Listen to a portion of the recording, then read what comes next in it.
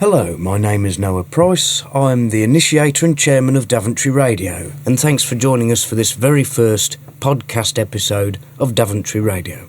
Welcome to an experiment. This is the biggest step that we, the steering committee behind Daventry Radio, have taken so far, but by no means will it be our last. For the time being, Daventry Radio will take the form of a regular series of podcasts because we cannot afford to be on the airwaves yet. Our ultimate goal is to, of course, set up an independent, non-for-profit, community-based radio station in Daventry. One of the main objectives with this podcast is just to say, here we are, this is what we are doing, this is what we sound like. But we are also hoping that it will draw in interest and support. We are open to all constructive suggestions, opinions and contributions. We want Daventry Radio to be made by the people, for the people. So, if you're a budding reporter or presenter and fancy making a short documentary or report about something, you can get involved. If you're a creative type, a comedian, musician, artist, writer, playwright, we can aid and promote your work.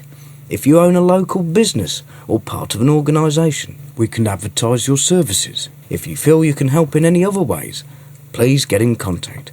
You can find our contact details on the Daventry Radio website, which is at www.daventryradio.com. On this day, March the 29th, in 1992, at precisely 11:30am, the last transmission from the BBC Daventry shortwave station took place. Now, in the last seconds of Daventry shortwave station's existence, we'd like to thank all the BBC engineers and those of the Marconi Company who've contributed to 67 years of broadcasting history. The globally significant broadcasting station, situated on top of Borough Hill, which had long been at the forefront of technical innovation and achievement, was no more.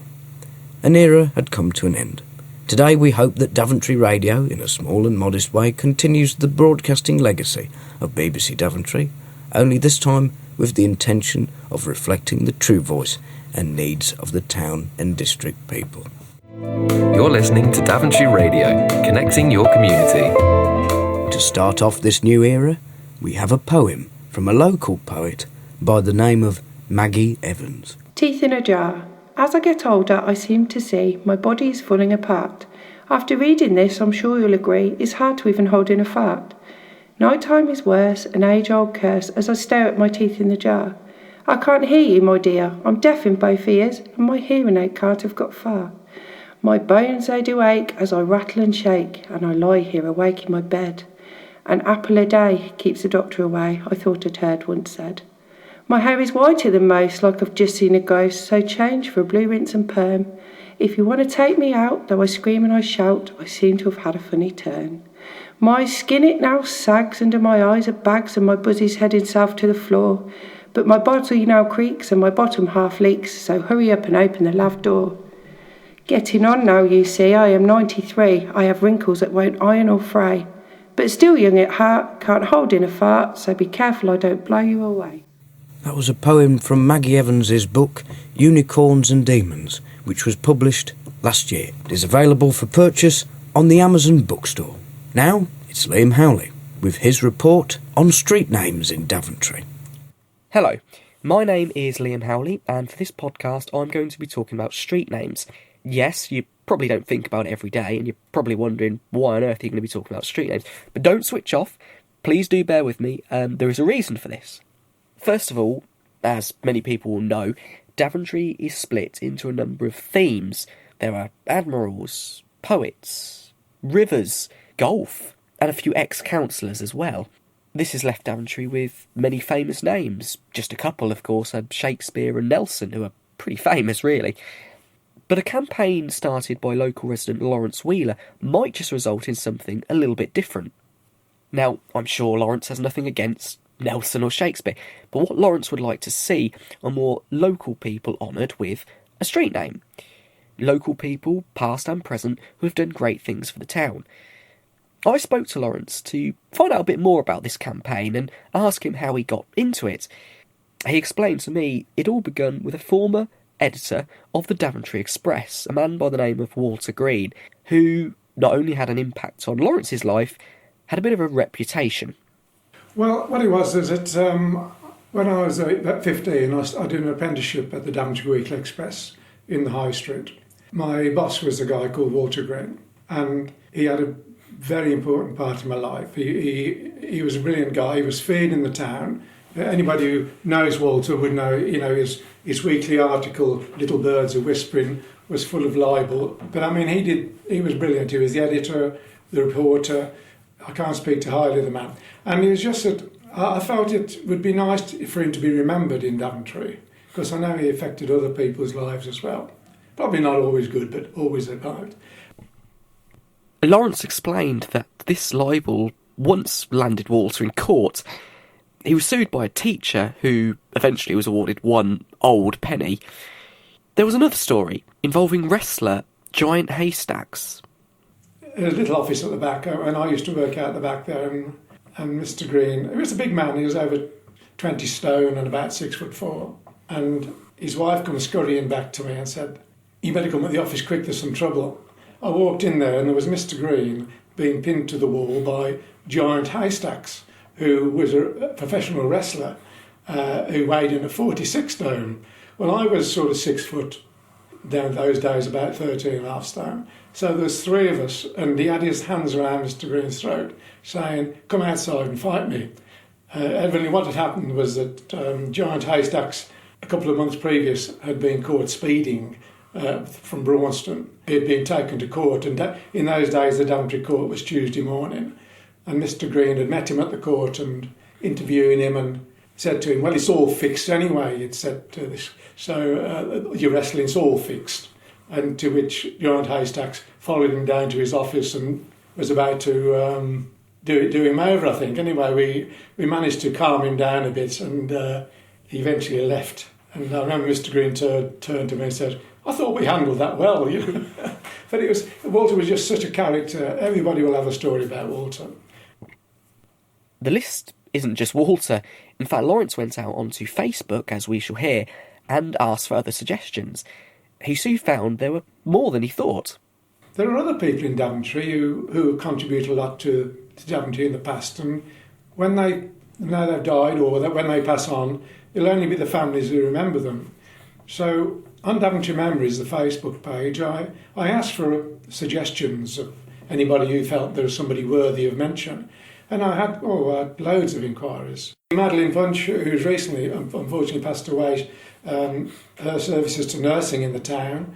Pete Spencer, he's another guy who's well known. He started the Helping Hands charity in 1980, which was a large concern, and he was also a photographer at the Daventry Weekly Express. Frank Hobbs, still alive, and his family have contributed nearly 200 years of service to Daventry Football Club.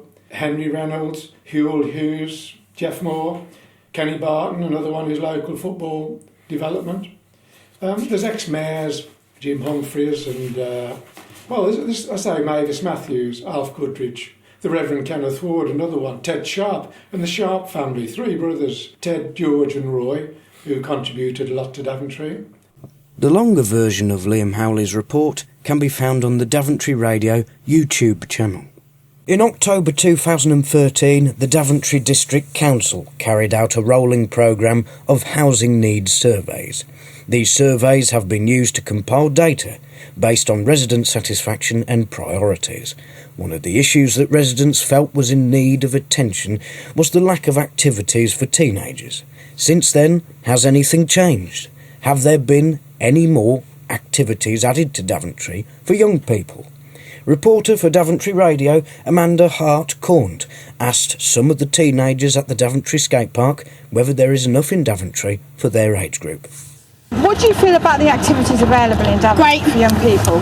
There's only a few, but there's not a lot. They need like a bit more like activities for the little children to do. And us. Yeah, and us. So there's a skate park here. Do you all get a chance to have a go on the skate I used park? to go there, Yeah. but then it just turned boring. It does, yeah. Yeah, after a while. They got rid of Blockbuster, so there's nowhere to like buy games or like videos. Yeah, new game store. I think more so just places for us to like hang out, because like there's nowhere, so we'll just resort to here. Right. Or McDonald's. Yeah. We then get kicked out because we don't eat there. Yeah, there's nowhere for like warm, especially for like us to just sit. So like an indoor hall or something like that where you can hang out and do different activities. Would you like that? Maybe an indoor skate park. Yeah, an indoor skate park would be good. I don't think they need like new shops, like sort of like clothes shops for people at my generation. I think there's one male clothes shop, but it's all just designer stuff. It's like really hard for men to shop in Daventry, so they've got to go out of Daventry, which is such a hassle. I always go to Milton Keynes. Yeah. We need a lot more shops, like get rid of the charity ones. There's too many around. Daventry's turning into charity shop land, really, isn't it? Too many of like the same generic shops, like charity shops, hairdressers, and opticians. That's all. Newsagents. Yeah. And like, there's nothing that we actually need in the town. It's all just like, there's no like, it's not rubbish, educational but, shops as well. Apart from like Tesco's, I've got nowhere to go and get like proper stationery and all that from school. And I like have to like go school all the way books to and stuff. Northampton and like, I think we could do with like a bookshop or something. I was invited along to one of the meetings of the Daventry and District Housing Youth Board. Guests for now, we'll just go around the table and just say who we are. They were we don't know about that. Wait, I'm not talking to you. lively bunch, enthusiastic yet productive, and they had a lot to say on this issue. Do you think there are enough activities for teenagers in Daventry? No. No way. Well, given things such as the recreational grounds and the skate park and things like that, there are lots of things to do if you're willing to do things sporty, if you're an active person. But once you look outside of that category, there's not a great deal other than sports and things like that to do within the Daventry area. So I think there could be improvement in that area.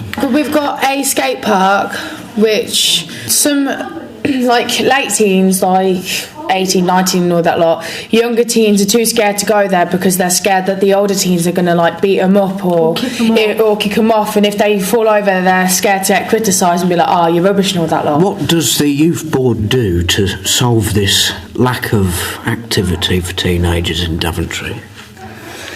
It's kind of a hard question. I can answer you that because I've been on it for... I've only just started, so... 6 years. The youth board does loads of projects, like intergenerational projects, where we go and meet elderly residents in their sheltered schemes and we talk to them about how their life was in the past and how they feel about it now. And we do things such as VIP trips, which they take people who live in their housing estates and we take them off to somewhere, like I think in 2014 we went to Whipsnade Zoo. That was pretty fun. The whole youth board is trying to get teenagers here to like go out and experience. Like most teenagers are antisocial and unsocial. Like loads of teenagers are getting anxiety because they've got nothing to do. They're staying at home and they're becoming isolated from everyone else. I do have quite a few friends who have anxiety, and the same when you're most likely stuck at home, you're most likely to get anxiety, less social skills, depression quickly, and we need to like kick out kids, but there's nothing for the parents to kick out for the kids to do, so they just end up like walking around completely like clueless, like what do I do now? Like, you're listening to Daventry Radio. I'm joined in the studio by Jacob Bush, a local rapper, perhaps better known by stage name Jay Script. Hello, Jay. Hello, how are you doing?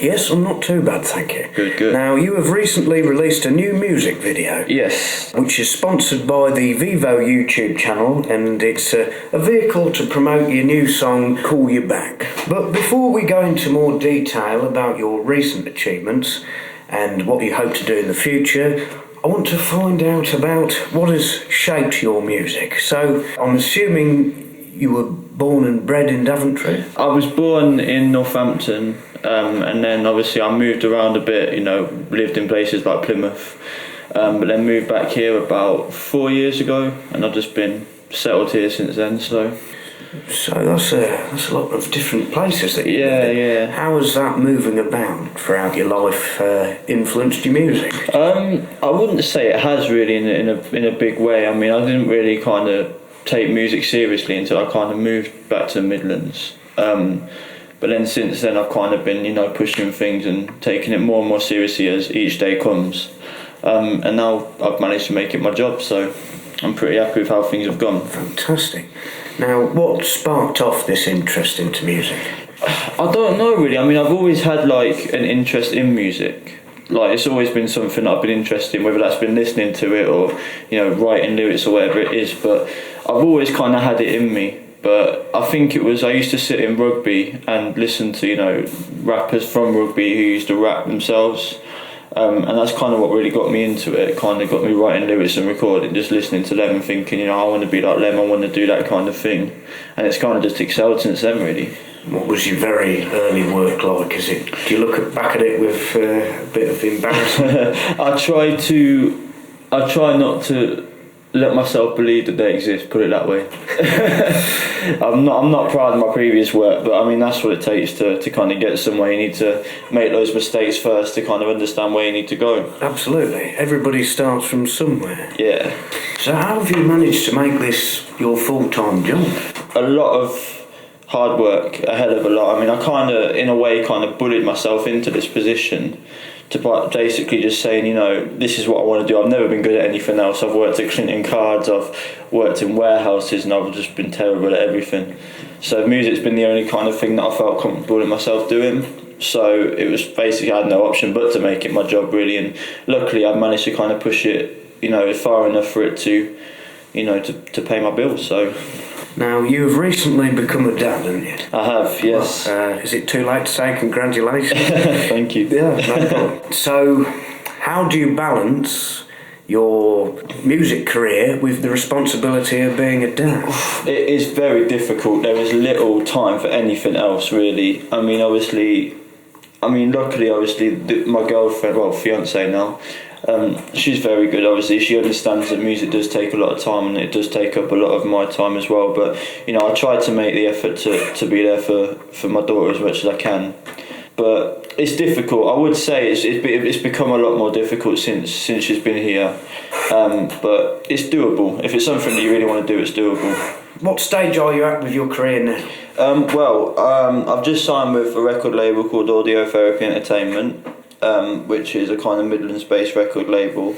We're currently working on my new album, which will be out in 2017, called Awkward. It's a collaboration album with a producer in Australia called Absinthe, and that album's being working on. I mean, obviously, producing any album's a slow process, but once that's done, we'll release that, and then we're looking to tour next year. Okay, and this new song, Call You Back. Yeah.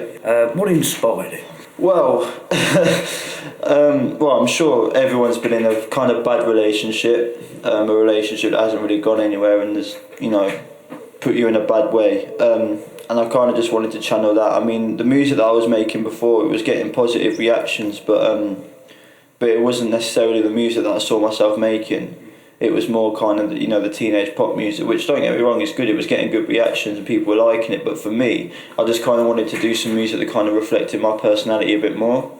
So that's kind of where this came from. I wanted to put a bit more attitude into my music. Do you think there is enough going on in Daventry to aid local musicians like yourself? No, I don't. I think there's a lot of very talented musicians in Daventry, people like Dead Frequency.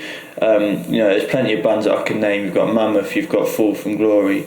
You know, all bands that are very talented and very good to listen to. But there's just not there's not much of a platform to kind of promote that on. So obviously I think that's what's needed in this town, because of the amount of talent that we've got that's going unnoticed because of the fact there isn't enough connections between everything. Very good. Well, thank you very much, Jay. No problem, thank you. It's been a pleasure. And now here is Call You Back by J Script.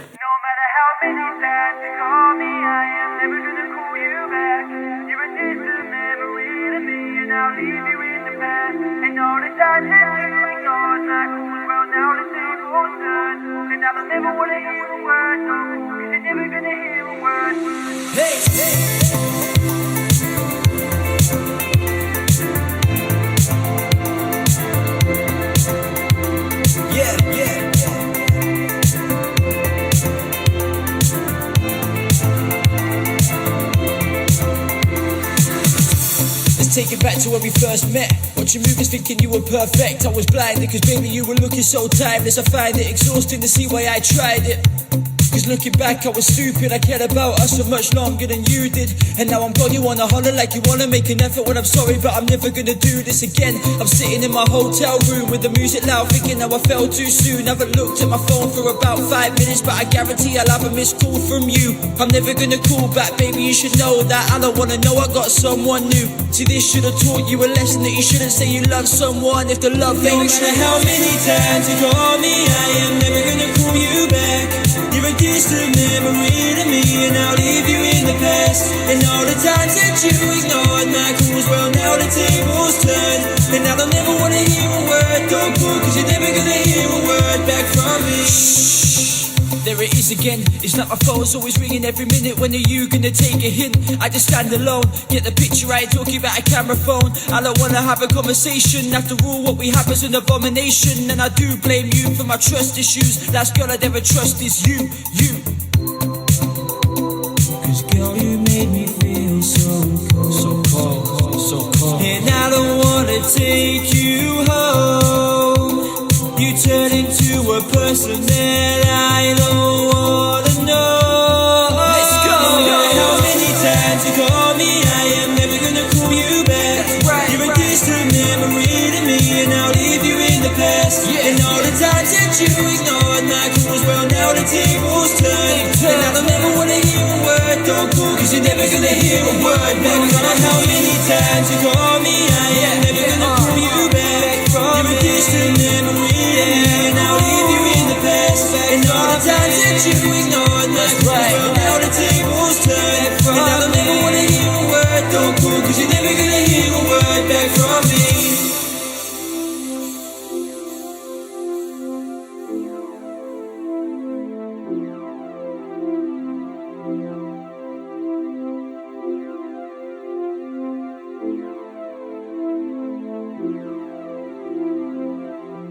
Now on Daventry Radio, an advert break. 3 miles from the Daventry town centre is a little canal-side cafe, and Annette Allinson is the owner and head chef of this cafe at Wilton Locks.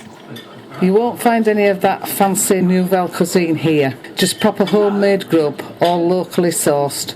We have paninis, homemade soups, jacket potatoes, specials of the day, breakfasts, hot baps, toasted sandwiches. And a lot more. The Wilton Locks Marina Cafe is open during weekdays and Saturdays from 9 a.m. till 4 p.m. and on Sundays it is open from 10 a.m. till 4 p.m. Very nice. So why don't you come and have a good gongoozle, as we say around the canal, at the boats on the cut, something to eat and a good cuppa at the Wilton Locks Marina Cafe. The paper shop. The paper shop? Yes, the paper shop. For your stationery, arts and crafts, toys, airfix kits, phone accessories, puzzles and hardware. Hardware? Yes, hardware. Enough said. The paper shop is situated on the Daventry High Street.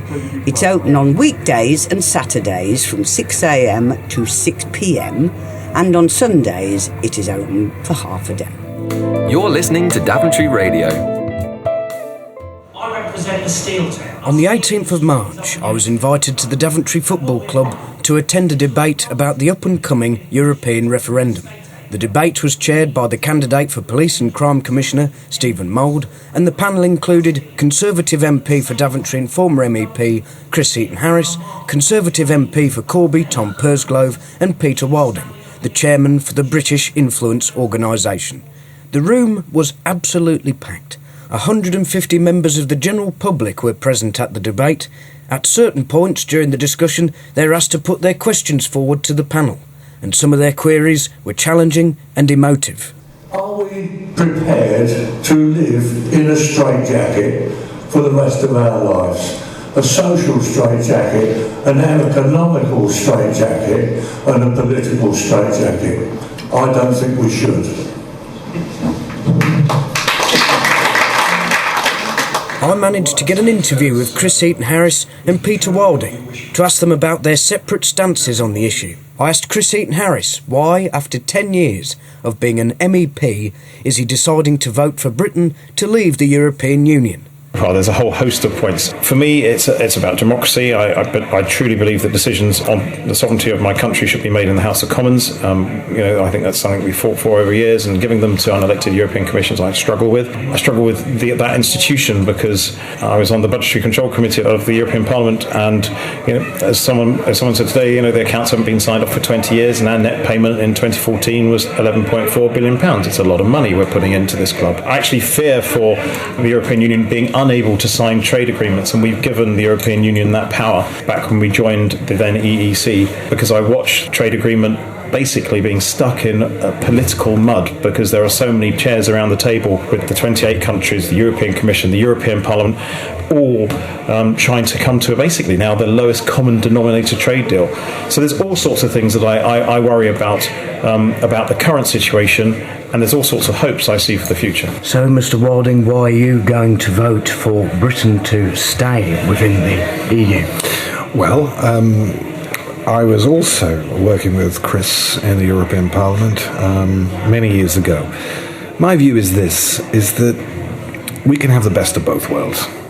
Whilst the European Union is nobody's great shakes and everybody's got a complaint about it, in a dangerous world you've got to think very carefully about whether you leap into the dark. And the truth is, Britain has never really stepped up to the plate in Europe over the last 40 years. We've been divided, of course we have. What I'm looking for is that when this referendum result takes place, and I trust it will be a Remain vote, then Britain can really get stuck in to shaping the continent of Europe in the 21st century. And the fact is, if we leave it, it's exciting. There may well be great prospects and sunlit uplands in the future, but it'll be no land of milk and honey. And for the first 10 years, it's going to be a struggle, because we're basically going to have to clear everything and start again. And I just think every day that is a problem means a job lost, influence lost, and Britain not playing its full part in the continent. Right, I have one final question, and it's for you, Mr. Heaton Harris. You're quite well known for telling jokes. You frequently post up a joke on your Twitter page, and you even have a joke of the month feature on the end of your Westminster report. So, have you got us a EU-related joke? Okay, So today I swallowed. Today I swallowed a whole bunch of low-value Scrabble tiles, and I now have irritable bowel syndrome. EU, you see? It's great. Yeah. After the debate, I asked the members of the audience how they felt about the discussion as they walked away. So, may I ask, why did you come along to this debate tonight? Just to hear the arguments. What have you walked away feeling about the subject of the European referendum? In my mind was that I would vote to come out. And what did you think of the speakers tonight? They were okay, but it went on too long. And there were some very silly points made. Why did you come along to this debate tonight? To hear both sides of the argument. And what have you walked away feeling? No different to that when I came in. And what was your opinion? We need to leave the EU. I didn't believe that the gentleman arguing on behalf of staying put forward a strong enough case to move me in any way. Okay, so why did you come along to the debate? I love betting, and I'm betting very hard on the outsider of the argument here, which is to leave. I don't really care about the arguments one way or the other. I'm really just here for the betting, and I'm more and more convinced I've bet the right horse, which is fantastic. How much have you bet? Oh, plenty. Why did you come along tonight? This is a fundamental issue that is facing the country, a very important issue. I feel that everybody needs to take it on board and understand it, and then make the right decision on June the 23rd. I bumped into two pro-Europe members of the Labour Party. Do you think there should have been more variation on the panel? Chris Heaton Harris, he said hello to us at the beginning, saying he's trying to organise several events, and hopefully he's going to organise an event where, people of different political parties can come and... I think what surprised me on the panel, there were a panel of, 5? They were all men, no women on the panel, though I found that a bit surprising. Well, that's it for this podcast. Thank you very much for listening. I hope you've enjoyed it. We're hoping to have another podcast released in about a fortnight's time. But in the meantime, it's over to you. We need all the help and support that we can get. We need your advice, we need your opinions, we need your ideas. Do not hesitate if you want to get on board with Daventry Radio. You can find our contact details on our website at daventryradio.com. And I recommend that you also join the Daventry Radio Facebook page to keep updated with further developments. Thank you very much.